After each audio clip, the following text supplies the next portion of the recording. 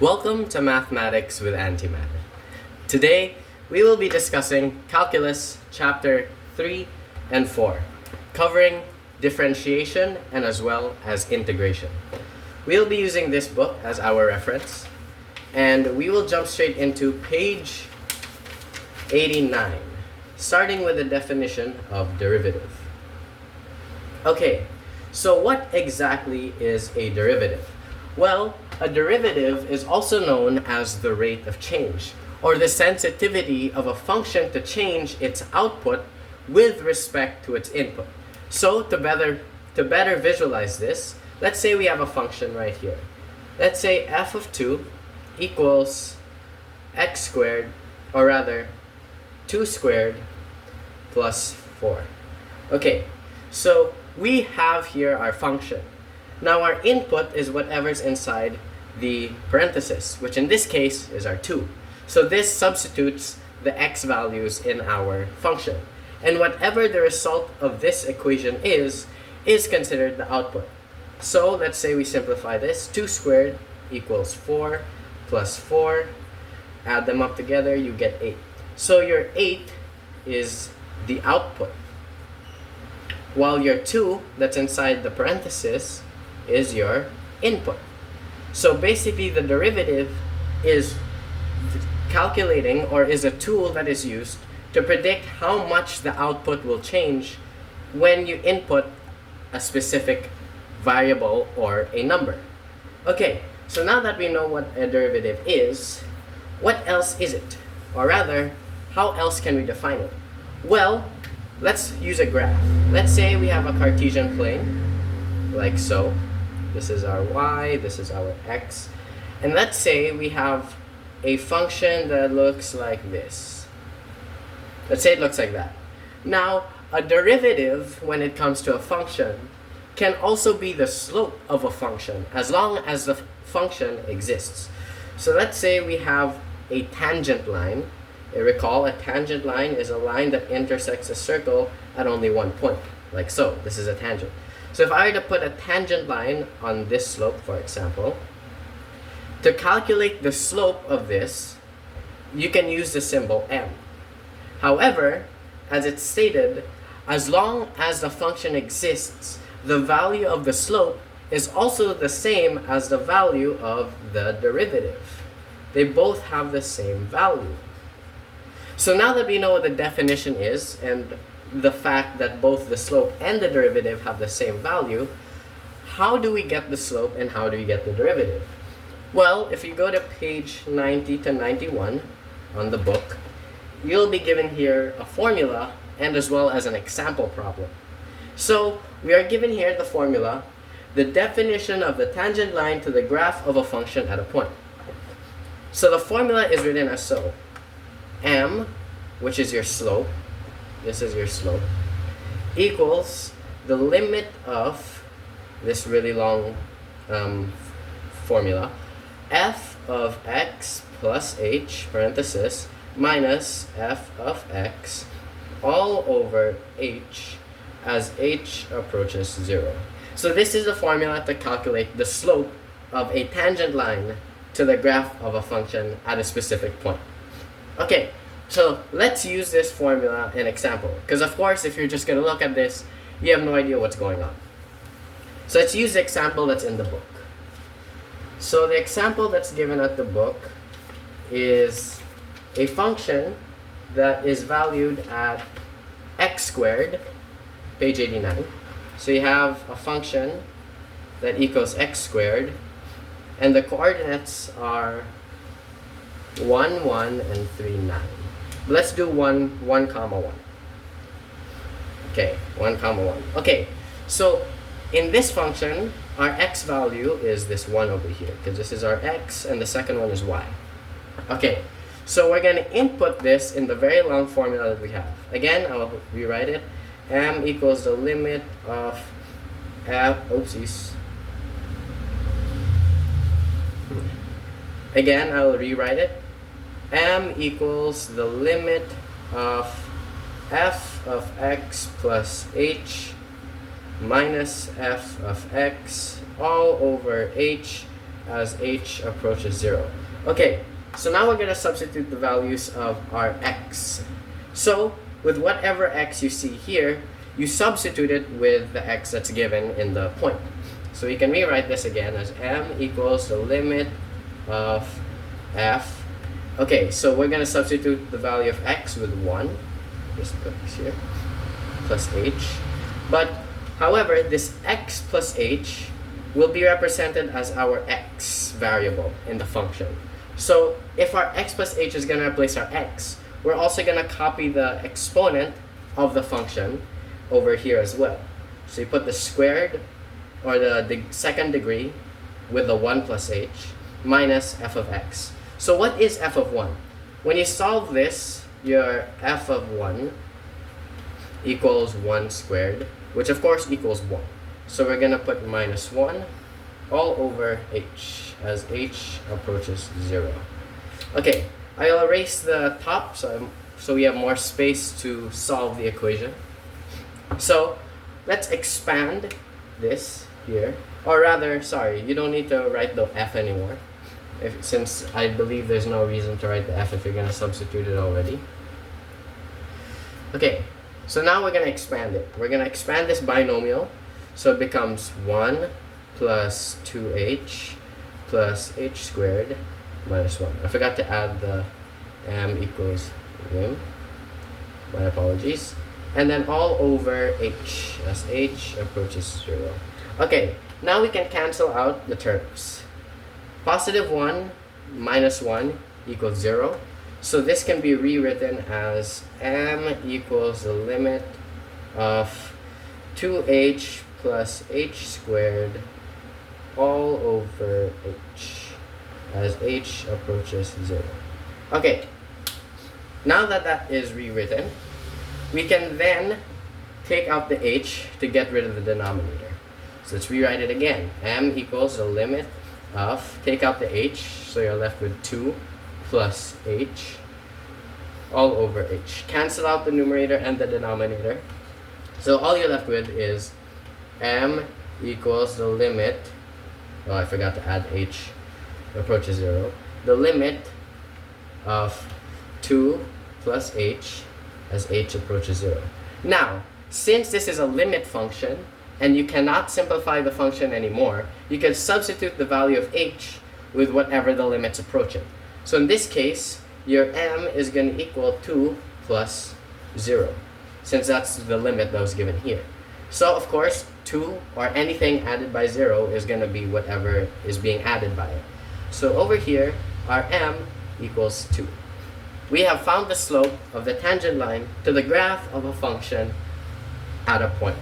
So, since now we have our slope, recall a few minutes earlier, I stated that the derivative also has the same value as the slope. So how do we find that out? Well, we're going to take a sneak peek into one of the lessons that we'll learn a little later. And we're going to use one of the rules or tricks when it comes to finding the derivative of a function. It's called the power rule. So the power rule states that if you are given a function that is related, that has an exponent rather, like so, your derivative, which is written as this, f prime, this is set as f prime, but this is also known as the derivative of x. So let's say f prime, which is your derivative of this function, will be the exponent multiplied by the variable to the power of the exponent minus 1. So let's say we have an example. Let's say our function is x to the power of 2. This was the function that was given earlier. So if we're going to copy what this rule states, we're going to get our n, which is our 2, multiplied by x to the power of 2 minus 1. So if we simplify this, this is going to be 2x to the power of 1. But since any number or variable raised to the power of 1, it can just be written as itself. So this is also the same as 2x. And now that we have our coordinates 1, 1, which was given, correct? We can then substitute the value of our x with this. So it becomes 2 times 1, which of course equals 2. Now, the f prime of x, or the derivative of the function, is equals to 2. Now, was it the same value as the slope earlier? Yes. Yes, it was. So we just proved that the slope of a function also has the same value as its derivative. Now, let's do another example. So in this case, we have find the equation of the tangent line to the graph of f of x equals 2x cubed minus 1, and our coordinates are 2, 15. Okay, just for reference, this is page 92. So, first, let's calculate the slope. Okay, so we have m equals the limit of, again, f of x plus h minus f of x all over h as h approaches 0.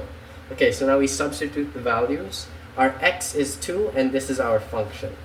So since our x plus h is treated as the x in the function, we can rewrite it as such. M equals the limit of 2, since we're copying the coefficient. Our x plus h is now going to be the x, but since we have a value of x, it'll be rewritten as 2. So instead of x plus h, it's 2 plus h. Copy the exponent, which is 3, minus 1, you're going to add this 2, and then minus f of x. Now let's solve the f of x of this. So let's rewrite the function over here. 2, our x is also 2, so 2 cubed minus 1. 2 to the power of 3 is 8, minus 1. 2 times 8, 16 minus 1, which equals to 15. Okay, so now that we know what our f of x is, we can simply write 15 all over h as h approaches 0. Okay, let me erase this so we have more space to work with. Okay, let's now expand this. So it becomes m equals the limit of 2 times h cubed plus 6h squared plus 12h plus 8 minus 1 minus 15 equals 16. All over h as h approaches 0. Now we can distribute the 2 to each of these variables, so it becomes m equals the limit of 2h cubed plus 12h squared plus 24h plus 16 minus 16 all over h. Okay, after that we can cancel out the terms, since positive 16 minus 16 simply equals 0. So we can rewrite it as m equals the limit of 2h cubed plus 12h squared plus 24h all over h as h approaches 0. Okay, after that we can then get rid of the h from the numerator, so we can cancel out the denominator. So let's bring out an h.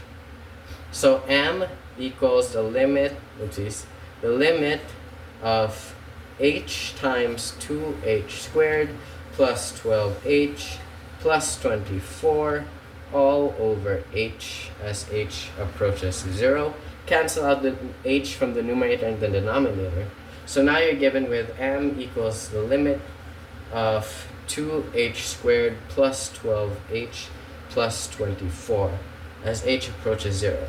And since you can't cancel or simplify the function anymore, you can simply just substitute the value of h with 0, which in this case we can rewrite as m equals 2 times 0 to the power of 2 plus 12 times 0 plus 24. And of course, anything multiplied by 0 will always equal 0. So m equals 24. And this is our slope of this given function at a certain point. Long process, yes. So let's try using the power rule to speeden it up a little bit quicker. Okay, so let's say we have the function again. 2x cubed minus 1, and our coordinates are 2, 15. So let's first do our differentiation, which is this process of finding the derivative. So we have two rules that can be applied here. First is the power rule that we learned earlier. Again, the power rule states that the derivative of a function equals n, as long as it has a power, is equal to n times x to the power of n minus 1. Now, we also have one for a constant. It states that the derivative of any constant or any real number will always equal 0, no matter how big or how small the number is. So if you get a function that's 1 million or 1 trillion, the derivative of that function will always be 0, as long as it's any real number. So in this case, -1 is a real number. So the derivative of -1 will equal 0. Like so. Equals 0. So, if we're going to apply the power rule to this function, we'll be given we will be given 3 times 2x to the power of 3 minus 1, which can be rewritten as 6x squared. So, first, let's now substitute the value of our x with the function. So, we'll substitute the value of x with 2, and then add the square. 2 squared equals 4. 6 times 4 equals 24. So as you can see, this is a much quicker process, and we already found the slope of this tangent line. However, the problem was asking for the equation of a tangent line. Now, the equation of a tangent line looks something like this. Y equals mx plus b. Okay, so this is quite simple. Our y and x were the coordinates that were given earlier, which were 2, 15. Now our m is what we solved for, which equals 24. So we just substitute the values. So we have our 15 equals 24 times 2 plus b. Our value, or rather our objective, is to find the value of b. So let's simplify the equation. 15 equals 48 plus b. Transpose the other side, or rather do additive inverse. Minus 48 plus 48. So, rather minus 48. So we get here 15 minus 48 equals b. 15 minus 48 equals 33, which means the value of b, or rather negative 33, is equal to b. So now that we found the value of our b, we can rewrite this equation by only substituting the values of m and b. We should not substitute the value of our y and x. So the equation of the tangent line to the graph of this function of 2x cubed minus 1 is this. Y equals 24x minus 33.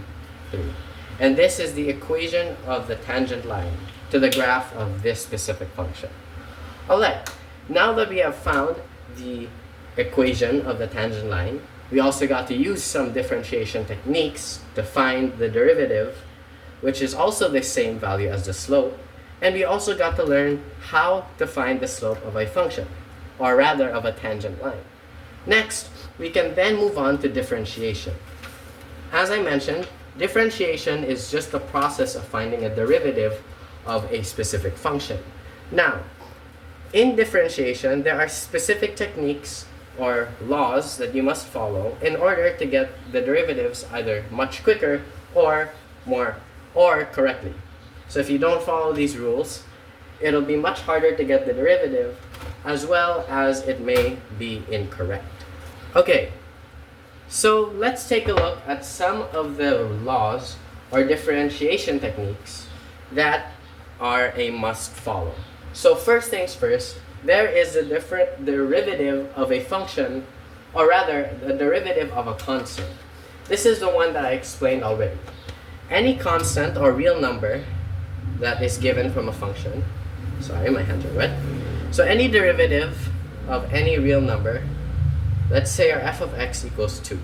If we were to find the derivative, which can be written as f prime of x, or it can also be written as y prime, since f of x is also equal to y, the f of x of any real number will always equal 0. Simple as that. No matter how big, no matter how small. So if we were to have a problem where, let's say, the function was 1 billion. Let's say it was 1 billion, like so. If we were given, this actually isn't 1 billion, this is 1 trillion, but let's say we were given this giant number. No, this is 1 billion, I'm so sorry. But the derivative of this number will always equal 0, as long as it's a real number. Pretty quick, right? Okay, next. Next is the power rule. This is the one that I stated. As long as your function has a variable that is raised to any real number, let's say x squared, the formula or the rule states that it'll always be the exponent multiplied by your x value, multiplied by your x or your term, raised to the exponent minus 1. So if you were to apply this with this function, we'd be given 2x raised to 2 minus 1, which is equal to 1, or simply just 2x. Simple as that. Let's try another example. Let's say our f of x was 8x to the power of 4. Now, again, let's just follow the rule. Copy the exponent, bring it to the side, multiply it by 8x, and then raise it to 4 minus 1, which is simply 3. 4 times 8x is simply 32x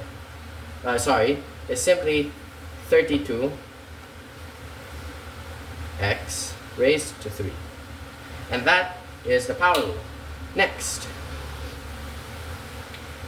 we have the rule of a constant multiplied, or the derivative of a function multiplied by a constant. So let's say our f of x equals 4x. Also, I apologize for the background since it is raining here. Let's say our function is 4x. The rule states that if there is no exponent and the variable is multiplied by a constant, the derivative of this function will always equal the constant. So the derivative of 4x equals 4. Let's try again. Let's say our f of x equals 1/2 x. The derivative of this will equal 1/2. It's that simple. Okay, let's try. Okay, that's that rule. Let's go to the next rule, which is the derivative of the sum or difference of functions. So it's very straightforward. Let's say our p of x is the sum or difference. It is equal to f of x plus or minus g of x. Correct? It also states that the prime or the derivative of p of x is equal to the derivative of f of x plus minus the derivative of g of x. So let's say our f of x equals 2x plus 3x. Oh, oopsies, that's a t. 3x. So let's say we add these together. We get 5x. Okay, we have 5x. Now 5x is our p of x, correct? Correct. So it states here that the derivative of p of x is equal to the derivative of f of x plus the derivative of g of x. So if our p of x equals 5x, what is the derivative of this? The derivative of 5x, as stated with the constant multiplied by a variable, equals 5. Okay, let's see if that stays true. Let's say the derivative of f of x. What is the derivative of 2x? 2. The derivative of 3x is 3. If we add them together, do we get 5? Yes, we do. Notice it is the same. It is the exact same. Alright, that's really it. It's very simple. Let's move on to our next rule. Now our next rule is the derivative of a product. So let's say we have multiplication, which is what a product is. Let's say it's 2x times 3x. Now it states that the product of this is equal to f of x times g of x. However, the derivative of this is equal to, or rather I'll show you, let's say p of x equals f of x times g of x.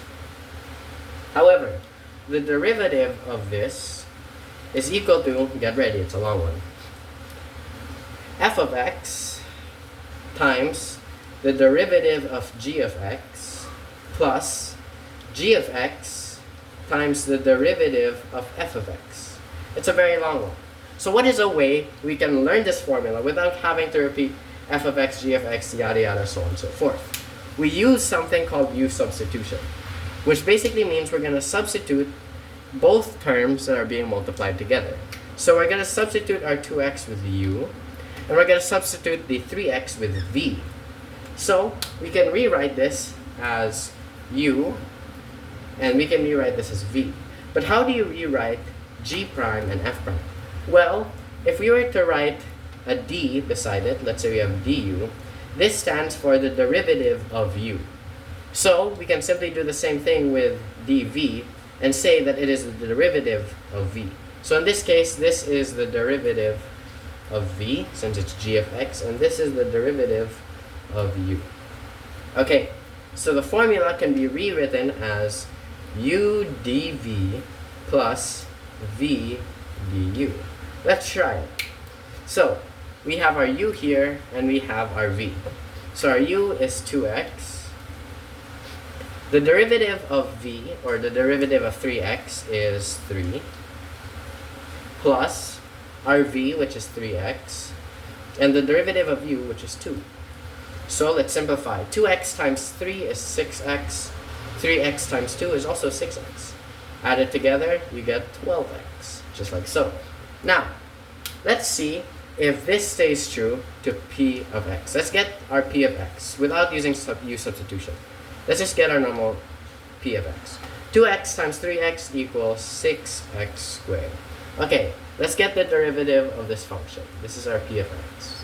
So our derivative of p of x equals 2 times 6x to the power of 2 minus 1, which can be rewritten as 2 times 6x. 2 times 6x equals 12x. It's the same, right? There you go. Okay, since we know that u substitution works, let's see, or rather, let's try it on the quotient rule, because the quotient rule also uses u substitution. So if you were given an example like so, 1 over x, let's say this is our f of x. Well, since this is a little hard to do, we're gonna have to use u substitution. This time, we're gonna substitute the numerator with u and the denominator with v. And there's a different formula. The formula is a bit longer. The formula goes like this: v du minus u dv all over v squared. So let's try this so we get to memorize this. So our v is equal to x. The derivative of our u, or the derivative of 1, always equals 0, minus our 1 times the derivative of v. The derivative of x is equal to 1. Since x is also equal to 1x, and again, a constant multiplied to a variable, when you get the derivative of it, always equals the constant. So multiplied by 1 as well. So get the denominator, which is v squared, which in our case is x squared. Now let's rewrite this and simplify. Anything multiplied by 0 will always equal 0, so it becomes 0 minus 1 times 1 is 1 all over x squared. Rewrite it, since 0 isn't proper. We get negative 1 all over x squared. That is our answer for this function. That is how you get the derivative of a quotient. And that is the quotient rule. Next, now that we have the basic rules for basic operations, what are we going to do if we were given a sine function, or rather a trigonometric function? So this is how it works. So the derivative, let's say we have f of x equals sine x, and our f prime of x equals 1. So the derivative of sine will always equal cosine of x. Okay, that's great. But what if we're trying to find the derivative of cosine? What is the derivative of cosine? Well, the derivative of cosine would be, you guessed it, sine. However, there is a negative sign. So this is the derivative of cosine. Okay, let's try another trigonometric function. What if we were given f of x equals tan? What if we were given tan x? Well, the derivative of tan x equals secant squared x. That's the derivative of tan x. And if we were given cotangent of x, the derivative of this function is equal to cosecant squared of x. Okay, last two pairs of trigonometric functions.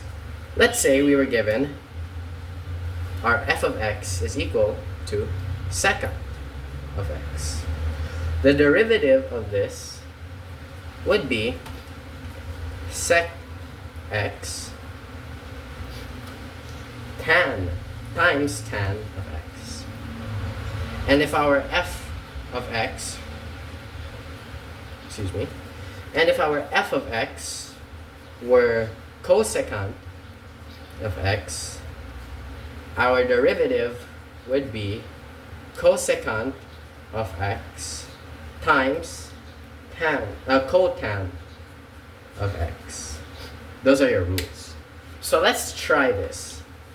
Let's say our sine of x, let's say we have sine 2x, and that's our function. The derivative would be whatever the derivative is here, and we put it to the side. So let's get the derivative of 2x. What's the derivative of 2x? The derivative of it is 2. The derivative of sine is cosine. And then we just copy and paste the parenthesis over here. So this is the derivative of sine 2x.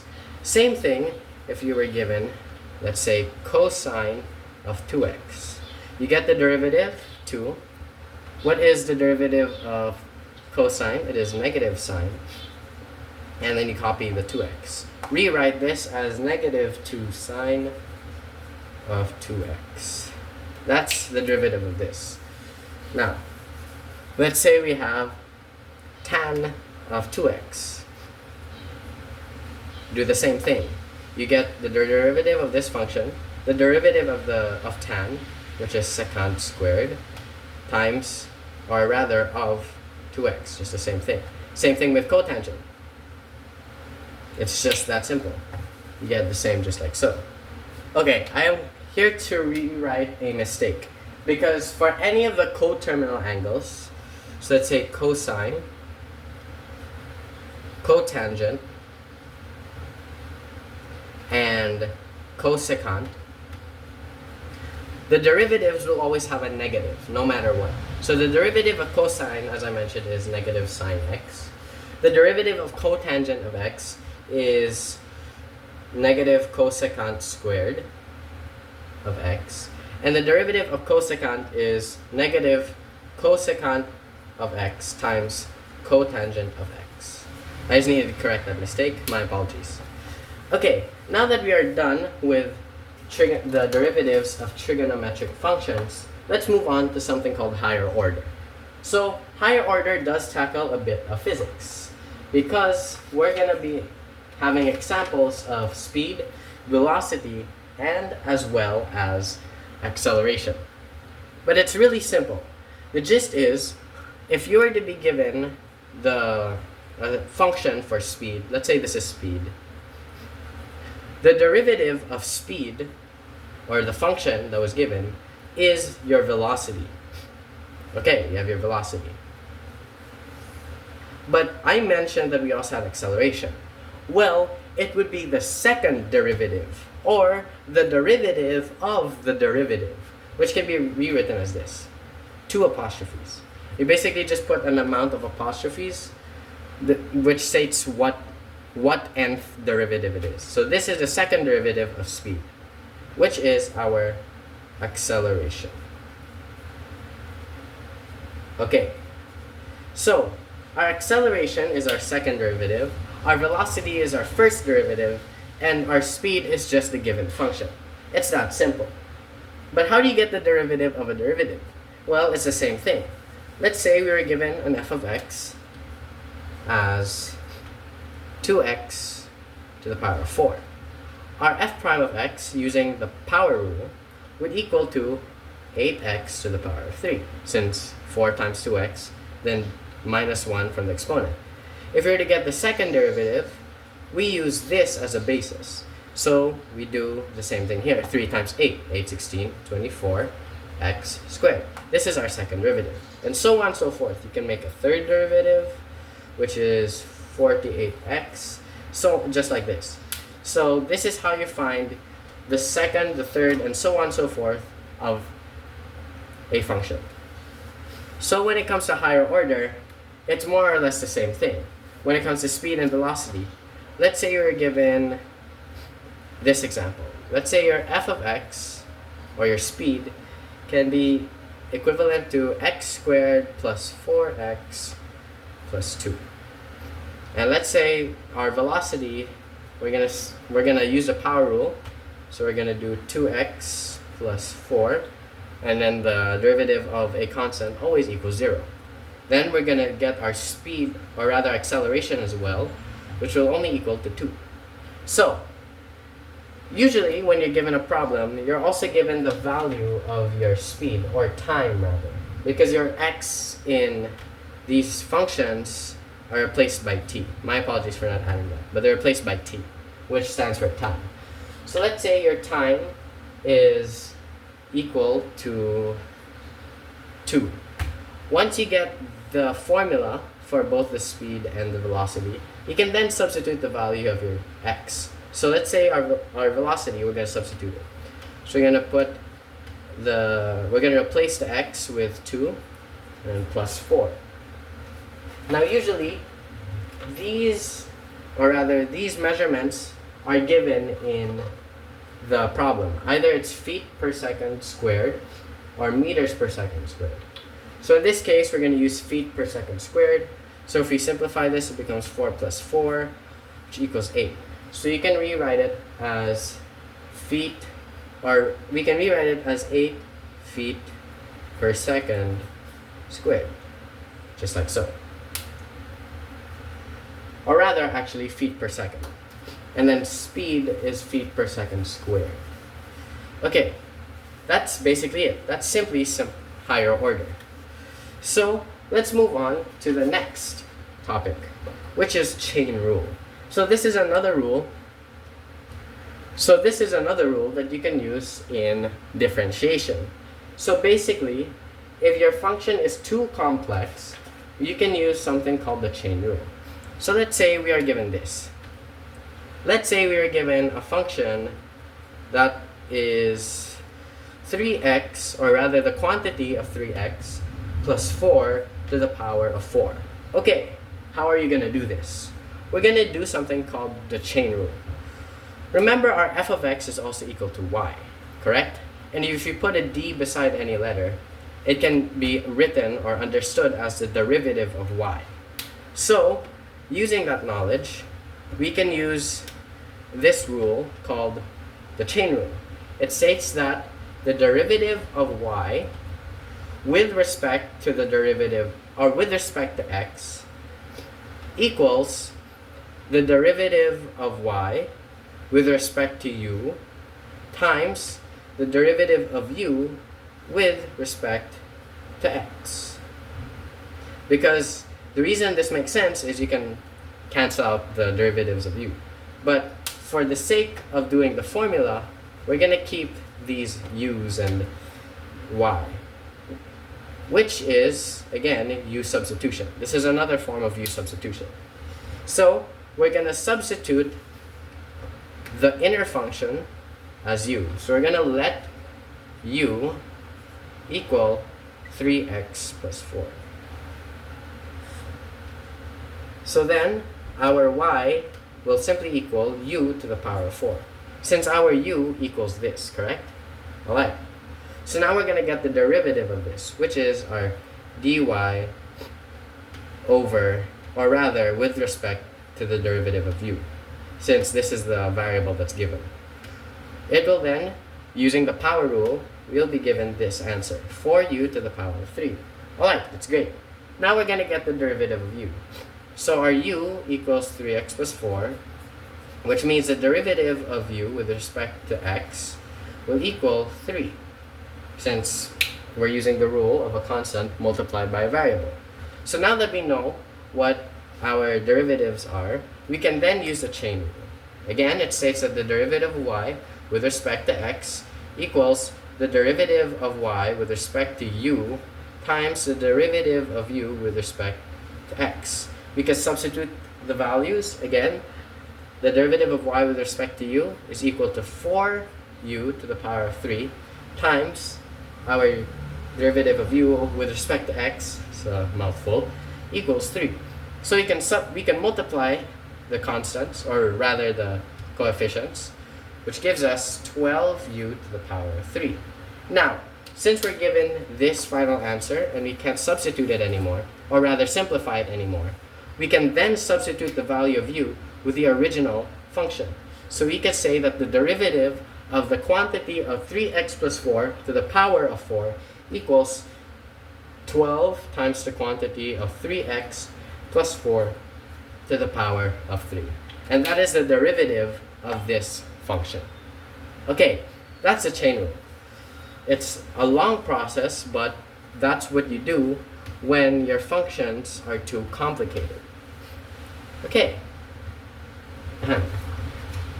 Let's try getting another example, just to really make sure it's well understood. Let's say our y, or f of x, equals 2 times 4x plus 3. I think that's the same thing I used. Let's go there. Let's say it's multiplied by 2 this time. Again, we're going to let u equal 4x plus 3. We're only going to let u equal the inner function. So this means our y equals to 2u raised to the power of 4. Get the derivative of this, you get 8u to the power of 3. And if we're going to get the derivative of this function, 4x plus 3, the derivative of this with respect to x equals 4. Okay, again, the derivative of y with respect to x always equals this times this, which in our case is 8u to the power of 3 times 4. Multiply it together, you get 32u to the power of 3. And then you finally substitute the value of u with what was given in the beginning. So you get 32 4x plus 3 raised to the power of 3. There you go. That is the chain rule in full display. Alright, that was pretty simple. Let's try something else. Let's say we have this.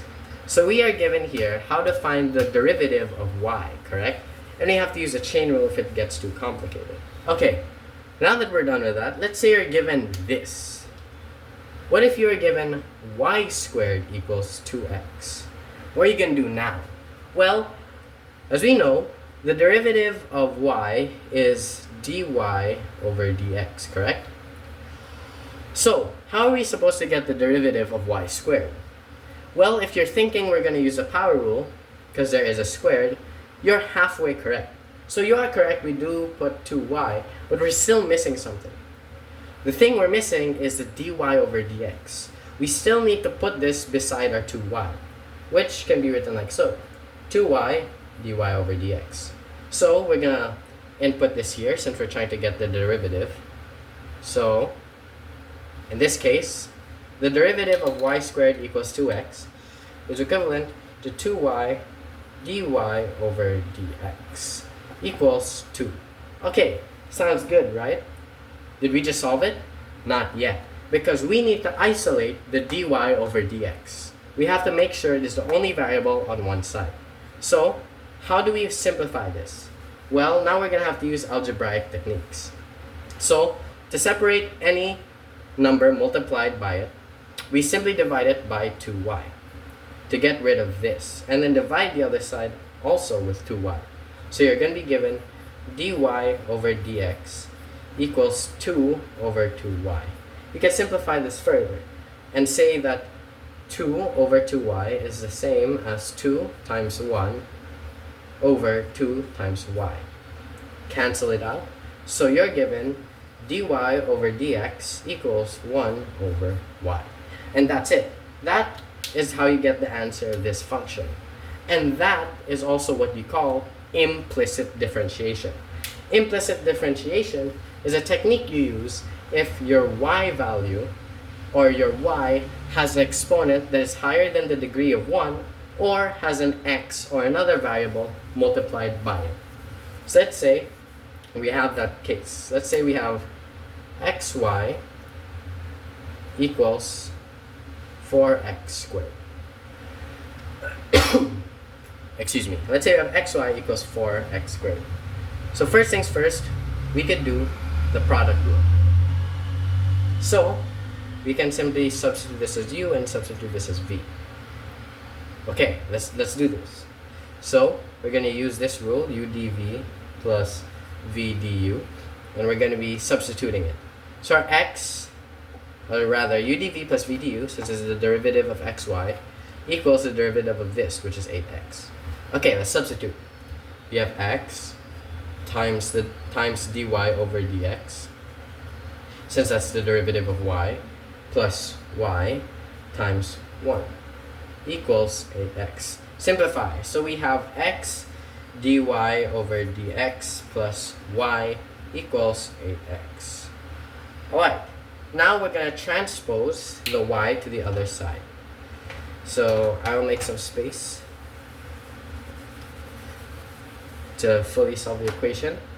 Okay, we then have x dy over dx equal 8x minus y.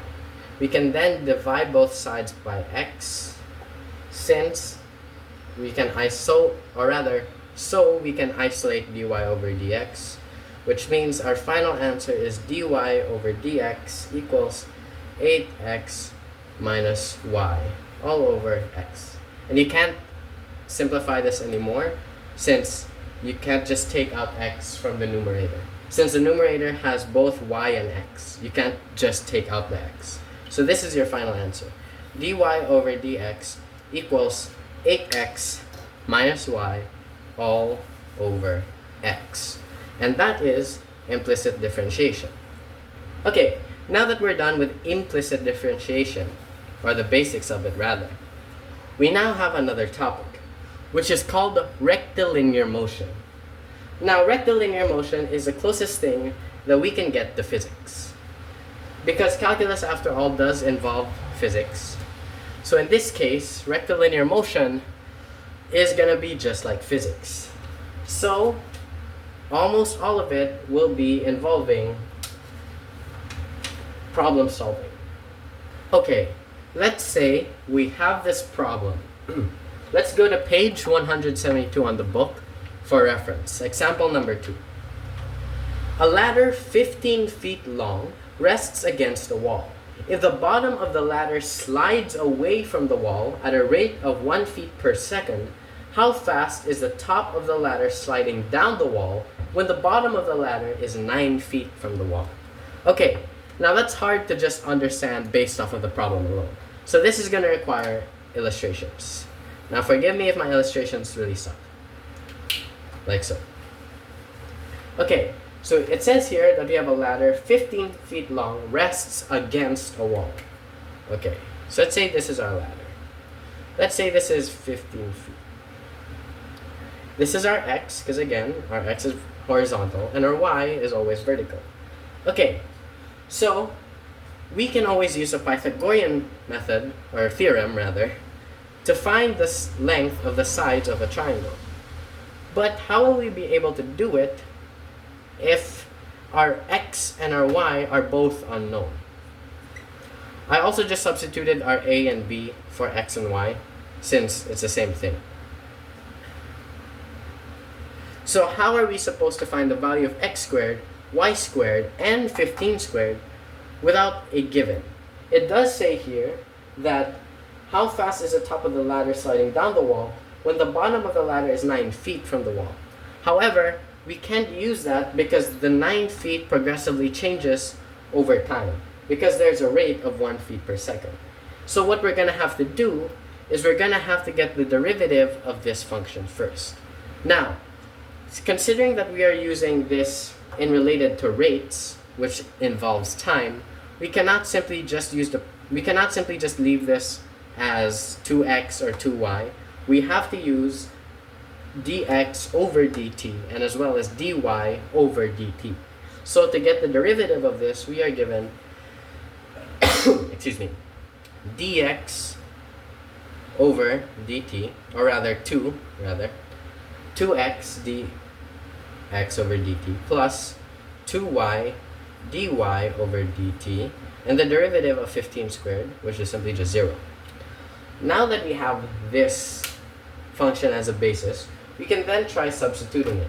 Okay, now that we have a formula to find the rate of x and the rate of y, we can then substitute these values with the 9 that was given earlier.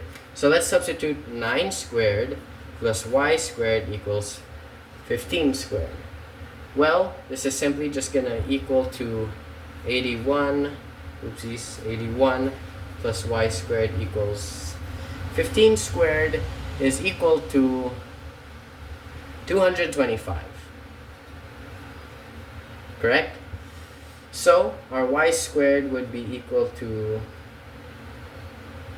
225 minus 81, which is 144. Which means that our y, or the square root of y squared, equals 12. Okay, now that we have the values of our x and our y, we can then substitute them in this function, our dx over dt and our dy over dt. So our x is equal to 9, and our dx over dt was actually given at the problem, which was 1 feet per second. So we're going to put times 1 plus 2 times our y, which is 12, times dy over dt. Now we're going to try to find the value of our dy over dt. So I will erase this at the top so you have more space to work with. Simplify, 2 times 9 equals 18 plus 24 dy over dt equals 0. Transpose the 18 to the other side, so you're given 24 dy over dt equals negative 18. Divide both sides by 24, and you are given the final answer. 24 gets cancelled out, which means that our rate of change for y, or dy over dt, equals negative 18 over 24, or if simplified, 3 over 4.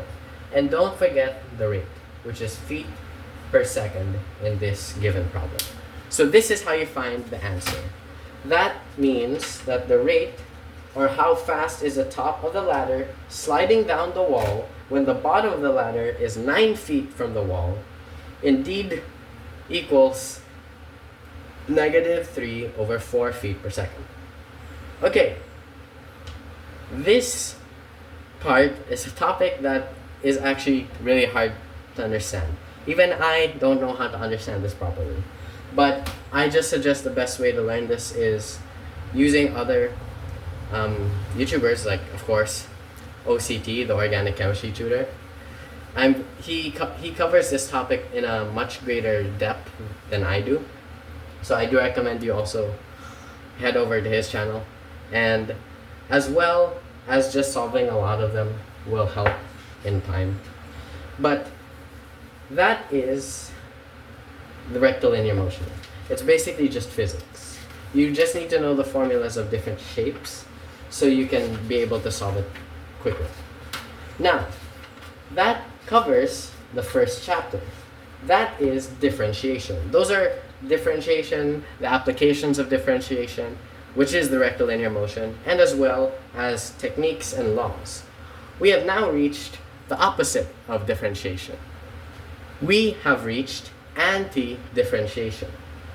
Anti-differentiation is basically the process of finding the antiderivative. Now, what exactly does it mean? It's basically the opposite of differentiation. So, recall that differentiation has a symbol like this, or like this, or like this. Antiderivative has something that looks like this, which is also called the integral or integration. So, let's try something out. Let's say we are to find the integral of 2x dx. How do we find the antiderivative of this? Okay, well, there are a few laws that we can already learn from the beginning. It states that, there are a few laws that we can already give from the beginning. It states that if you, wait, what? Accent.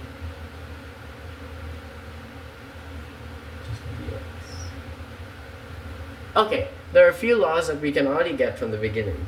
It states that the derivative of dx, or rather the antiderivative of dx, always equals x. And the antiderivative of x raised to n dx equals x raised to n plus 1 over n plus 1. These are the two rules that you absolutely must memorize in order to solve integrals or anti-differentiation much quicker. So let's say we have 2x dx. What do we do next? Well, what we can do is we can bring the 2 outside of the integral. So we're going to be written 2 times the integral of x dx. Alright, now that we have this, we can use this formula. Since our x is equal to, since the exponent of x is equal to 1. So we can rewrite this x dx as x1 plus 1, since that's our derivative, since that's our exponent, over 1 plus 1, which is simply x squared over 2, correct? So then, we're gonna turn this integral sign into a bracket sign, since we already found the integral of this function. So it can be 2 times x squared over 2. Using basic, before we get ahead of ourselves, as soon as you find the integral of a function, you immediately add c. This stands for the constant of arbitration, which is basically any constant that you must add, because it is never. This c stands for constant of arbitration. Simply just add it whenever you get the integral of any function, or the antiderivative. Okay, using basic algebraic techniques, you can cancel out the denominator with the 2, which means that your final answer is x squared plus c. But instead of writing f of x like this, you write it using a capital F, since that stands for the antiderivative. F of x equals x squared plus c. So let's try it. Let's see if it will, So this is how you get the antiderivative of this function.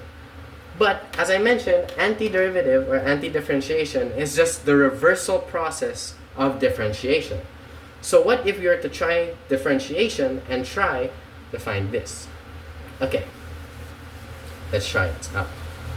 So let's say we have given x squared. The derivative of this, following the power rule, would be 2x, following the constant rule, 0. Notice how it is the exact same function as we used to get the integral of. So the integral of 2x dx will equal to this, x squared, plus c. So again, it's just the reversal process. Okay, let's try another example. Let's make it a bit more complicated. Let's say we were trying to find the antiderivative of the quantity of 4x plus 2 dx. So whenever you're given an integral or an anti-differentiation problem, you're always given dx. Now, the first thing you want to do is you want to distribute the dx to both parts. So it becomes the integral of the quantity of 4x dx plus 2 dx. Next, you can bring the integral to both parts as well. Distribute to both parts. So it becomes an integral of 4x dx plus the integral of 2 dx. Oh, I wrote that wrongly. 2 dx. Next, you can bring out the constants. Or the coefficients. So it becomes 4 times the integral of x dx plus 2 times the integral of dx. Okay, using the laws that we wrote down over here, we can simply use it to find the antiderivative of this function. So again, with our x dx, it is equivalent to x1 plus 1 over 1 plus 1, or simply x squared over 2. So we can get rid of the integral sign and put the 4 beside, and then we get plus 2. The integral or the antiderivative of dx is always just x. So bracket x plus c. Never forget the c. Now we simplify. 4 and 2 cancel each other out, so it becomes 2x squared plus 2x plus c. And that is the antiderivative of the function that was given earlier. And it's really that simple. That is how you find the integration of these functions. Now, what about the integral or the antiderivative of trigonometric functions? Okay, it is basically the opposite of it. So if you're given our function equals, let's say, cosine of x dx, or rather, let's say we're given this, the integral, the answer, or the f of x, will equal sine x plus c. There's no more negative. It's just the opposite, right? But what if we were given the integral of sine x? What if we were given the integral of sine x dx? We will then be given this answer. We will be writing cosine, that is indeed correct. However, we're going to be using negative cosine x plus c. Now, it is the same thing with tangent, cotangent, and such. Let's say we're given the integral of let's say we're given the integral of secant squared. Secant squared x dx. Your f of x will equal to tan x plus c.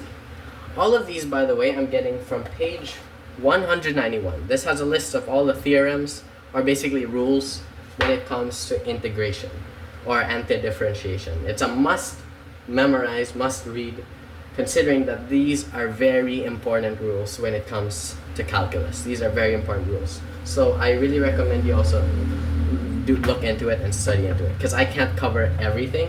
There will be problems that are trickier than the ones I'm solving. So I do recommend you read a little bit more into what I'm teaching. So then we also have the integral of cosecant squared. Integral of cosecant squared is equal to f of x equals negative cotangent of x plus c, like so. And if you were given the integral of secant x times tan of x dx, it will equal to secant x plus c. Again, it's just the reversal process of differentiation. So whatever rules we had for the derivative of trigonometric functions, it's just the reversal of that. So if you're given the integral of cosecant x times cotangent x dx, your f of x, or antiderivative, will equal negative cosecant x plus c. And that covers basic integration or antidifferentiation. We have now reached our last topic. Integration with a definite area. So let's say we're given this, right? For the longest time, these had no numbers beside them. Usually, you're given this. Usually, you're given two numbers, one at the top and one at the bottom. But what is that supposed to mean? What is that supposed to mean? Well, it's very simple. Let's say we have this, x dx. Let's not get too far. So first, let's solve this first. X dx can be written as x1 plus 1 over 1 plus 1, or simply x squared over 2. Okay, but what are you going to do with this? There's a 1 at the top and there's a 0 at the bottom. Well, we can write these in brackets, or actually you don't even need to. And we can write this. We can write this line over here, which is 1 here and 0 at the bottom. What does this mean? Well, we're trying to find the area under a curve. Let's say we were given a function like so. We have a Cartesian plane. And let's say this is our graph looks like. We're now trying to find the area of what's under here using this function, using this. So when we're going over this, to find the area, or rather the f of x equals, or rather f of x, there's a formula for it. It states that our f of x is equal to f of b minus f of a. Now, our b is our 1, or whatever's at the top, and our a is our 0. These basically just means you're trying to find the area within this range, within 1 to 0. That's what you're trying to find. So, we can then substitute this as our f of b, which is still x squared over 2, minus, again, x squared over 2. The only thing that's going to change is what number you're going to substitute the x with, which in our case is 1 and 0. So we're going to have 1 squared over 2 minus 0 squared over 2. Okay, we simplify this, which ends up being 1 over 2 minus 0, which means our final answer is 1 over 2. However, saying that your area under a curve is just 1 over 2 is wrong. You have to rewrite it in decimal and add a measurement. This is equal to 0.5. And the measurement you're going to be given is square unit, which means that the area under this curve is 0.5 square unit. And that covers everything that you need to learn in basic calculus. Chapters 3 and 4, from differentiation to rectilinear motion, all the way to antidifferentiation and definite antidifferentiation, which is basically what we just learned. Finding the area under a curve. And that is all for today's lesson. And I really hope you learned something and that this teaching wasn't in vain. Again, expect another video soon. This time I will be covering about statistics. And that is it for today's lesson. And until then, I'll see you in the next one. Bye.